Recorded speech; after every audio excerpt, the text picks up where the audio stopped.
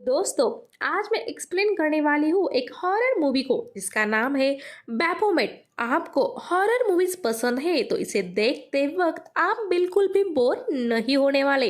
तो चलिए ज्यादा देरी न करते हुए हम बढ़ते हैं सीधे मूवी की तरफ।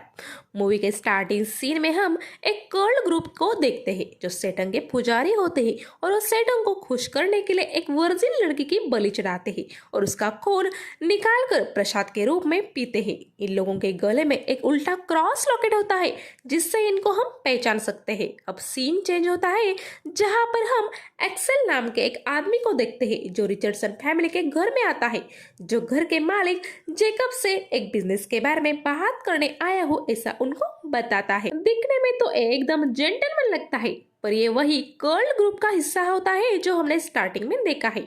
अब मिसेस रिचर्डसन एलेक्स को घर में बैठने के लिए बुलाती है और रिचर्डसन को बुलाती है जो अपनी बेटी रेबेका के साथ फिशिंग के लिए गए थे। जेकब घर आता है और एक्सेल को देखकर वो हमें ज्यादा खुश नहीं दिखता। तब एलेक्स उनको बोलता है कि मेरे फादर आपके प्रॉपर्टी खरीदना चाहते हैं और इसके लिए वो आपको मुंह मांगे कीमत देंगे। प्रॉपर्टी सेल की बात सुन के जेकब उस पर गुस्सा हो जाते हैं और बोलते हैं कि ये प्रॉपर्टी बेचने के लिए नहीं है, ये मैंने अपने हाथों से अपनी फैमिली के लिए बनवाई है। तब एक्सेल बोलता है कि इस घर की कोई तो कीमत होगी जो देकर हम इसे खरीद लेंगे। तब जेकब गुस्सा हो जाता है और बोलता है कि एक घर प्राइसलेस है और एक्सेल को वहां से जाने के लिए बोलता है।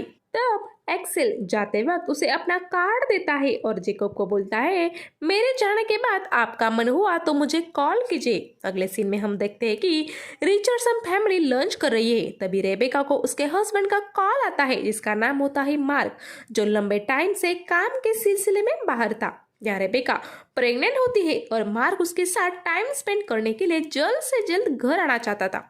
कॉल पर मार्क रेबिका को यह भी बता देता है कि वो काम खत्म करके 3 दिन में वापस आने वाला है। आगे हम देखते हैं कि मार्क कार लेकर कहीं जा रहा होता है और जाते वक्त उसे मौसम सुहाना लगता है जिस वजह से वो समुद्र में सर्फिंग करने की सोचता है और सर्फिंग बोट लेकर मार्क समुद्र में जाता है। तब हम काले कपड़े पहने हुए एक आदमी को देखते हैं जो कब से मार्क का पीछा कर रहा था। उस आदमी के पास एक टेस्ट ट्यूब होती है जो ब्लड से भरी हुई होती है। वो आदमी उस ब्लड को पानी में डाल देता है। तभी वहां 2 बड़ी बड़ी शार्क आती है और वो मार्क को आधा काट के खा जाती है। तब हमें समझ में आता है कि यहाँ पे काला जादू जैसा कुछ हुआ है। दूसरी तरफ हम देखते हैं कि रेबेका कब से मार्क को कॉल करने की कोशिश करती है पर उसका कॉल लग ही नहीं रहा था। इस बात से रेबेका परेशान हो जाती है। तभी उनके घर पुलिस आ जाते हैं और वो बोलते हैं कि समुद्र में उनको एक लाश मिली है और उसकी पहचान करने के लिए आपको आना पड़ेगा। रेबेका ये बात सुनकर रोने लगती है। तब पुलिस बोलते हैं शायद वो मार्क ना हो, पर वो जब बॉडी को देखते हैं तो मार्क ही होता है। इस घटना से रेबेका टूट जाती है। अगला सीन रात का होता है जहां हम देखते हैं कि रिचर्डसन फैमिली के घर के अंदर कोई घुस जाता है जिसे मिसेज रिचर्डसन देख लेती है और वो जेकब को बुलाती है और जेकब एक लोडेड गन लेकर बाहर जाता है। तो वो देखते हैं कि उनके बैक यार्ड में मरी हुई रेवन बर्ड्स को बांध के रखा है और इन सब चीजों को देखकर ये तो किसी काले जादू जैसा ही लगता है।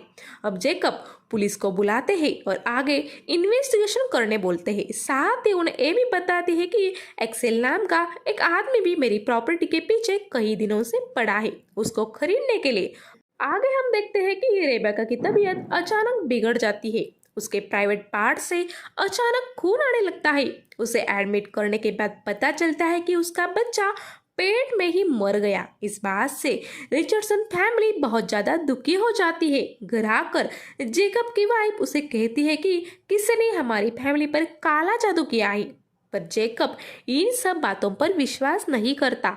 आगे हम देखते हैं कि रेबेका अपनी फैमिली को छोड़ के मार्क के घर चली जाती है और वो मार्क के जाने का दर्द सह नहीं कर पा रही थी, इसलिए बहुत ज्यादा स्लीपिंग पिल्स खा लेती है। इधर हम देखते हैं कि जेकब और उसकी वाइफ सो रहे होते हैं। तब एक रैटल स्नेक उनके बेड पर चढ़ जाता है और मिसेस रिचर्डसन के गले पे काट लेता है। जेकब उसे हॉस्पिटल लेकर जाते हैं पर डॉक्टर उसे नहीं बचा पाते क्योंकि स्नेक ने दिमाग के बहुत करीब काटा था, यानी कि स्नेक ने उसी नस पे काटा था जिससे ब्लड फ्लो दिमाग की तरफ जाता है। आगे हम देखते हैं कि रेबेका बहुत ही गहरी नींद में सोई है और उस सपने में उसी कर्ल ग्रुप को देखती है जिनको हमने मूवी के स्टार्टिंग में देखा था। इस ग्रुप का लीडर हेनरिक बेंडर, जो रेबेका को हेल के अंदर भेजने का प्रयास कर रहा होता है। सेटन उसकी आत्मा को जला सके और कुछ हद तक ओए करने में कामयाब भी हो जाता है, पर तभी रेबेका की आंख खुलती है और वो हॉस्पिटल में होती है। तब उसके पापा उसे बताते हैं कि उसकी माँ अब इस दुनिया में नहीं रही। तब रेबेका उसके पापा से बोलती है कि इन सब के पीछे हेनरिक नाम के एक आदमी का हाथ है, क्योंकि मैं डेथ के जब करीब थी तब मैं कुछ वक्त के लिए अपने डेथ की दुनिया में गई थी। वहाँ उसे मार्क भी दिखा। उसकी सोल सेटन के पास है और बहुत ही ज्यादा तकलीफ में है, और हेनरिक मुझे भी सेटन के पास धकेल रहा था क्योंकि वो मुझे सेटन को भेंट के रूप में दे रहा था, पर ये हो नहीं पाया। अब जेकब यहाँ पर भी रेबेका की बातों पे विश्वास नहीं करता क्योंकि उसे लगता है कि रेबेका ने एक बुरा सपना देखा होगा। अब घर आकर रेबेका नेट पर एक ऐसे मैजिशियन को ढूंढती है जो अपने मैजिक का प्रयोग भलाई के लिए करता है, और मैजिशियन रेबेका को व्हाइट विच का एड्रेस देता है जो उसके टाउन के पास रहती थी। अब रात को रेबेका उससे मिलने जाती है जिसका नाम होता है मेरीबेथ। रेबेका मेरीबेथ से कहती है कि मुझे मेरे हस्बैंड मार्क को वापस लाना है जो हेल में है। तब मेरीबेथ कहती है कि एक चर्च के नियमों के खिलाफ है और ये बहुत बड़ी रिस्क भी है क्योंकि इसका परिणाम उल्टा भी हो सकता है। इस पर रेबेका कहती है कि मैं सब रिस्क उठाने के लिए तैयार हूँ। अगले सीन में हम देखते हैं कि रेबेका अपने फादर की हेल्प से मार्क की बॉडी को ग्रेवयार्ड से चुराकर घर लाती है, और मेरीबेथ कुछ मंत्र पढ़कर एक लिक्विड मार्क के मुंह में डाल देती है, जिस वजह से मार्क जिंदा हो जाता है और उसकी पूरी बॉडी वापस आ जाती है। तब मेरीबेथ रेबेका से बोलती है कि इसको नींद से जागने में कुछ वक्त लगेगा, पर इसे कुछ दिन के लिए बाहर की दुनिया से दूर ही रखो। मेरीबेथ जब इनके घर से जाने लगती है तब उसे जैकब के गैरेज से नेगेटिव वाइब्स आती है। तब वो जैकब को बोलती है कि तुम्हारे गैरेज के नीचे कुछ तो जलाया गया है जो बहुत ही प्राचीन है। तब जैकब बोलता है कि मैंने जब गैरेज बनवाया था तब वहाँ एक पुराना कुआं था, इसलिए मैंने उसे ढक दिया और उस पर अपना गैरेज बनवाया। तब हमें पता चलता है कि हेनरिक को जैकब का घर नहीं बल्कि उस पुराने कुएं की कोई चीज चाहिए था। अब अगले दिन हम देखते हैं कि मार्क नींद से जाग जाता है, पर वो बहुत ही ज्यादा डरा हुआ होता है।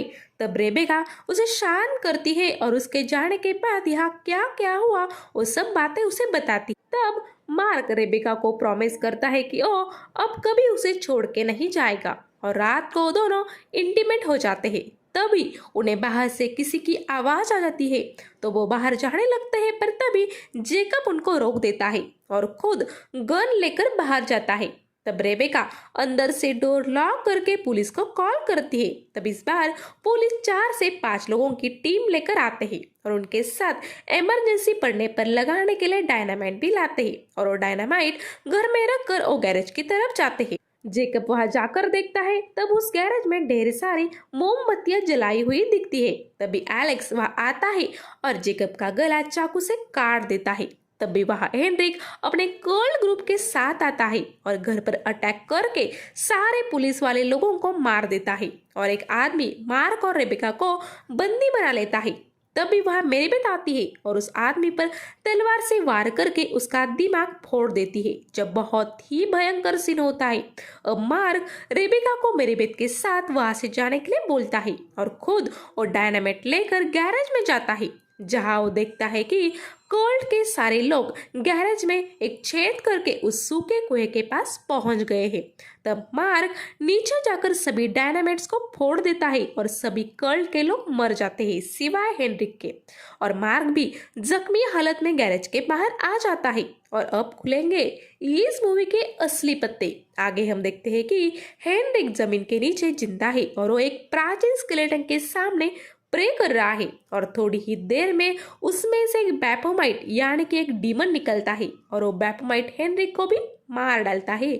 अब हम अगले दिन का सीन देखते हैं जहां मेरीबेथ, रेबेका और मार्क अपने जीत का सेलिब्रेशन करते हैं।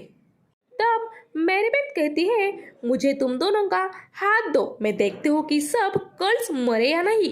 और जब वो इन दोनों का हाथ देखकर कुछ मंत्र पढ़ती है तब उसे बहुत ही नेगेटिव वाइब्स आने लगती है, और तभी और बैपोमेट सुबह आ जाता है और इसी हॉरिबल सीन के साथ इस मूवी का दी एंड हो जाता है। तो दोस्तों, ये थी बैपोमेट मूवी की कहानी। आप इस मूवी को देख सकते हैं क्योंकि कुछ सीन बहुत ही ज़्यादा हॉरिबल है और इसे देखते वक्त आपको मज़ा ज़रूर आएगा।